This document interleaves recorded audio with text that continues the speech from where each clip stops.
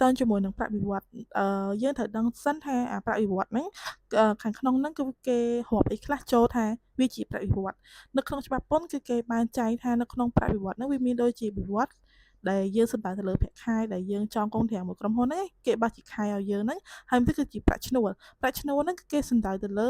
ការធ្វើការដែលគិតជាម៉ោងឬក៏គិតជាសប្តាហ៍ហើយមួយទៀតគឺប្រាក់ប៉ះប៉ូវហើយនឹងប្រាក់ប៉ះប៉ូវហ្នឹងគឺគេសំដៅថាបើសិនជាម្នាក់ហ្នឹងគាត់ធ្វើការនៅតាមខេត្តគឺក្រុមហ៊ុនគាត់បន្ថែមទឹកប្រាក់បន្ថែមទៅលើទៀតទៅលើការប៉ះប៉ូវដែលគាត់បានធ្វើការនៅឆ្លងខេត្តឬក៏ឆ្លងប្រទេសអីអញ្ចឹងទៅហើយលាភការហ្នឹងគឺទាក់ទងជាមួយនឹងការបំពេញមុខងាមួយដែលផ្សេងពីមុខងារដែលខ្លួនឯងកំពុងតែធ្វើបច្ចុប្បន្នមានន័យថា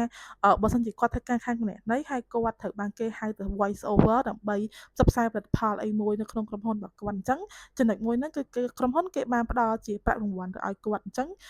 ប្រាក់មួយហ្នឹងក៏ជាមូលដ្ឋានគិតពន្ធប្រាក់ខែរបស់គាត់ដែរហើយចំណុចមួយទៀតគឺទាក់ទងជាមួយនឹងប្រាក់បុព្វលាភហ្នឹងគឺជាប្រាក់